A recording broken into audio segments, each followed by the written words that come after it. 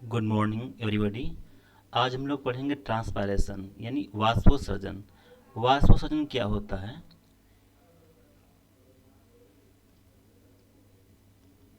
वाष्पोत्सर्जन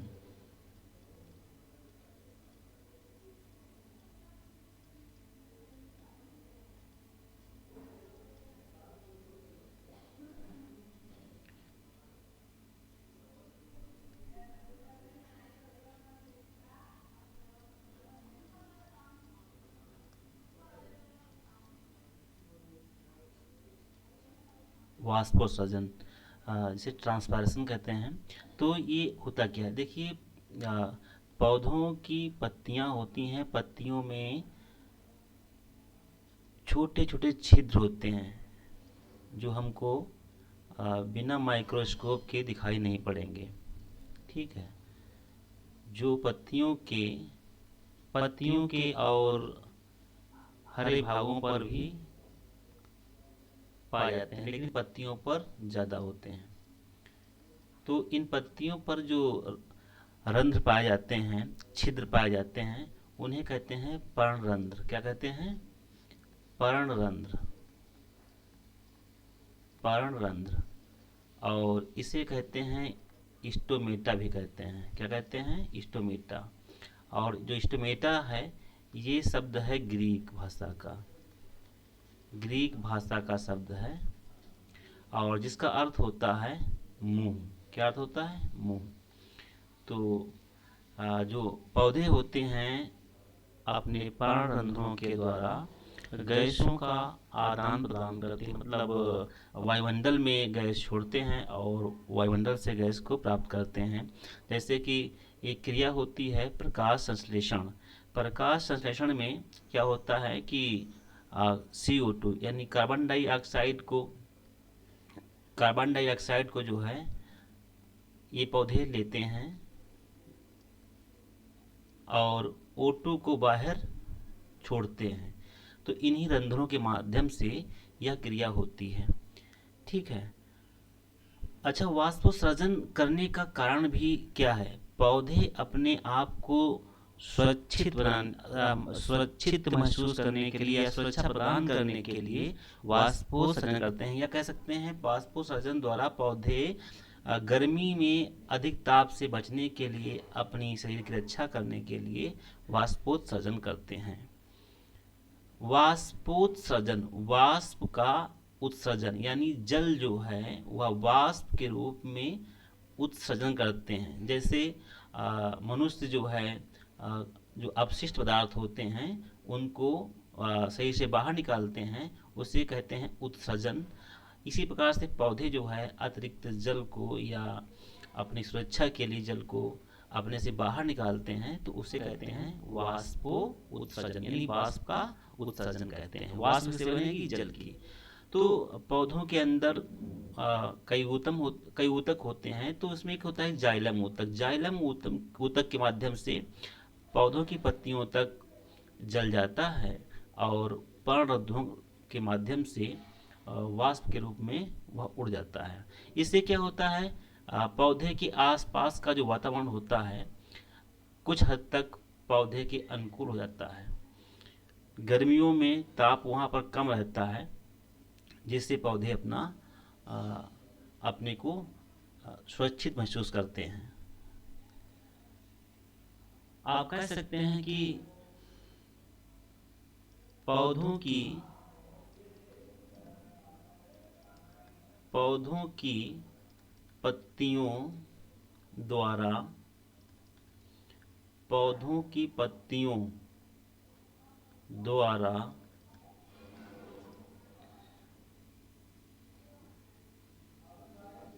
पानी निकालने की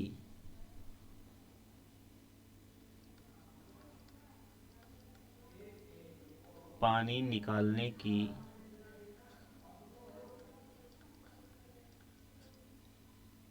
क्रिया को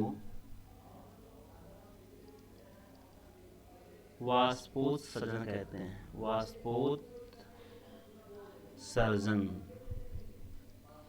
यानी ट्रांसपायरेशन कहते हैं। ठीक है। अच्छा, इसी से संबंधित एक शब्द और होता है जिसका नाम होता है वाष्पीकरण। उसे बोलते हैं इवेपोरेशन।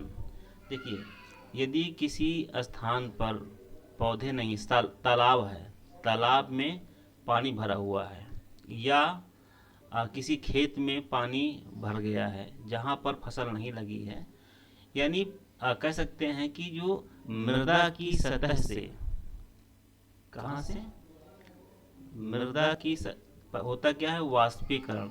देखिए, जो पौधों की पत्तियों के द्वारा जल बाहर निकल रहा है उसे कहते हैं वाष्पोसर्जन। क्या कहते हैं? उसे कहते हैं वाष्पोसर्जन। एक होता है शब्द वाष्पीकरण। वाष्पीकरण, इसमें क्या होता है, मृदा की सतह से, मृदा की सतह से जल का वाष्प के रूप में, वाष्प के रूप में वायुमंडल में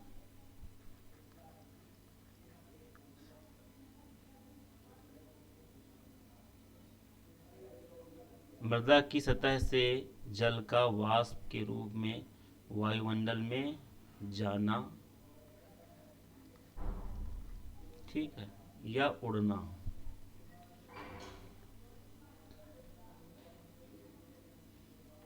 ठीक है, मतलब वाष्प के रूप में मृदा की सतह से जब जल उड़ता है तो उसमें क्या होता है, प्रकाश की तेज धूप से जो है, धूप से अधिक जो है वह वाष्प बन के उड़ जाता है। ठीक है, तेज हवा चलने से भी वहाँ से वाष्प बन के पानी उड़ता है। लेकिन यही जब क्रिया पौधों की पत्तियों के माध्यम से होता है तो उसे कहते हैं वाष्पोत्सर्जन कहते हैं। और जब मृदा की सतह से जल का वाष्प के रूप में वायुमंडल में जाना होता है या उड़ना होता है तो उसे कहते हैं, क्या कहते हैं, वाष्पीकरण। ठीक है, तो वाष्पीकरण में पौधों की जड़ों से पत्तियों तक जल को ले जाता है, उसे बोलते हैं जाइलम। क्या बोलते हैं? जाइलम। जाइलम एक ऊतक का नाम होता है जो जल का संवहन करता है पत्तियों तक। और प्रकाश संश्लेषण की क्रिया बाद में, जब प्रकाश संश्लेषण होता है तो उसके बाद में जो भोजन का निर्माण होता है उस भोजन को पौधों के अन्य भागों तक पहुंचाना का कार्य करता है, उसे कहते हैं फ्लोएम। क्या कहते हैं? फ्लोएम। तो आप मान सकते हैं जो जाइलम है, देखिए फ्लोएम जो है ये क्या है, भोजन का संवहन करना। किसका? भोजन का संवहन। किसमें? पौधों में। ठीक है, जाइलम क्या है करता? जाइलम करता है जल का संवहन करता है, जल का संवहन करता है। ठीक, तो इस तरह से ये हो गया आपका वाष्पोत्सर्जन। ठीक है। अच्छा, इसके बाद में अब हम लोग जो है देखेंगे कि वाष्पोत्सर्जन में कौन कौन से ऐसे कारक हैं जो प्रभाव डालते हैं। तो उसमें क्या होता है, वायुमंडल में नमी अधिक होती है तो जो इसकी जो नमी कम होने पर क्या होता है, यदि वायुमंडल में नमी कम है तो वाष्पोत्सर्जन क्रिया बढ़ जाती है। वायुमंडल में नमी अधिक होती है तो क्या होता है, वाष्पोत्सर्जन क्रिया मंद हो जाती है, कम हो जाती है। यही कारण है कि वर्षा के दिनों में वाष्पोत्सर्जन कम तथा गर्मी के दिनों में अधिक होता है। ठीक है, इसको नोट कर लीजिए।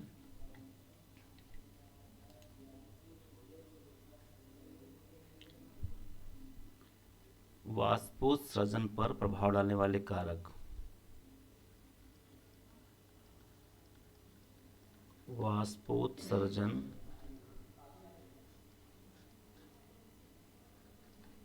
पर प्रभाव डालने वाले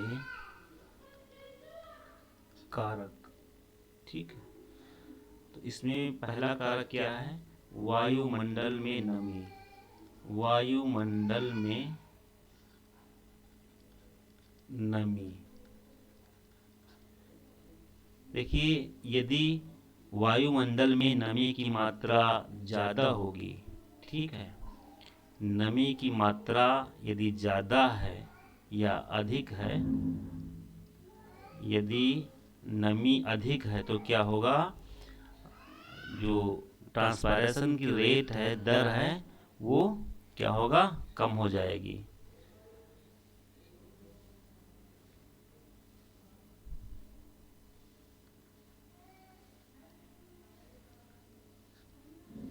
कमी किसमें होगी?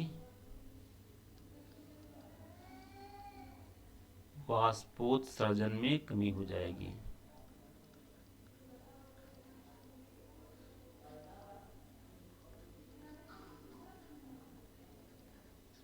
ठीक है, यदि यदि वायुमंडल में नमी कम है तो क्या होगा?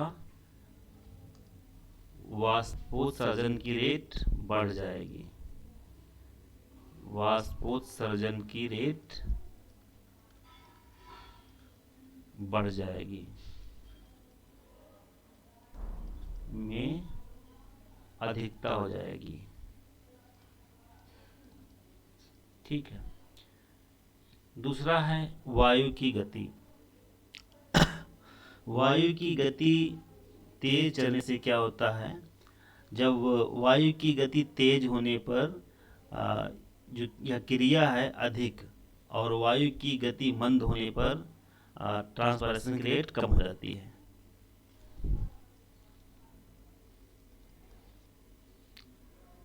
अगला जो पॉइंट है, वायु की गति।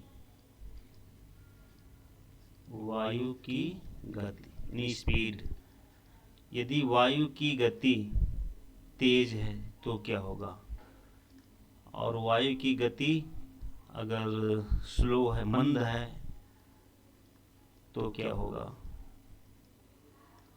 देखिए, यदि वायु की गति तेज है तो ट्रांसपायरेशन की दर बढ़ जाएगी। ठीक है, वाष्पोत्सर्जन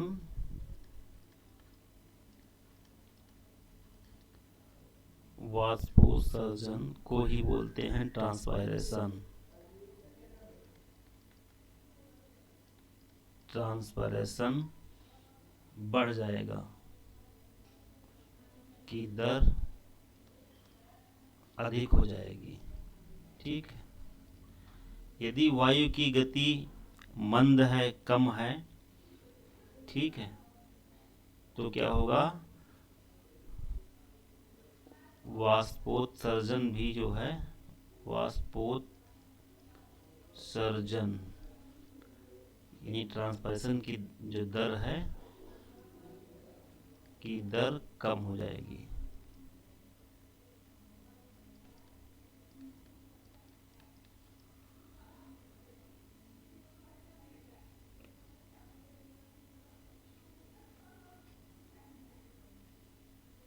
ठीक है, जैसे कि जानते हैं, जब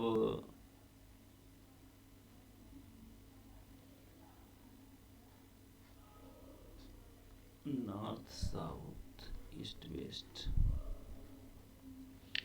जब पछुआ शुष्क हवाएं चलने पर, देखिए ये उत्तर की दिशा है, दक्षिण दिशा है, ये पूरब है, पूरब है, ये पश्चिम है। तो जब पश्चिम से हवा चलती है, ठीक है, और पश्चिम पश्चिम का जो एरिया है वो शुष्क है, पश्चिम का एरिया शुष्क है, राजस्थान है इस साइड में, तो यहाँ पर क्या है? शुष्क है। इधर से शुष्क गर्म हवाएं चलती हैं, तब क्या होता है? जो ट्रांसपायरेशन है वो बढ़ जाता है। ठीक है, चलिए अगला देखते हैं।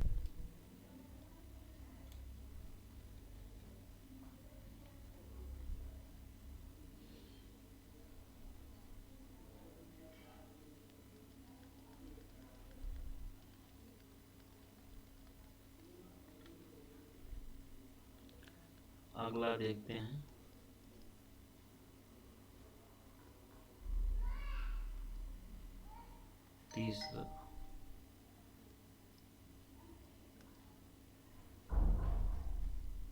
तीसरा है वायुमंडल का ताप।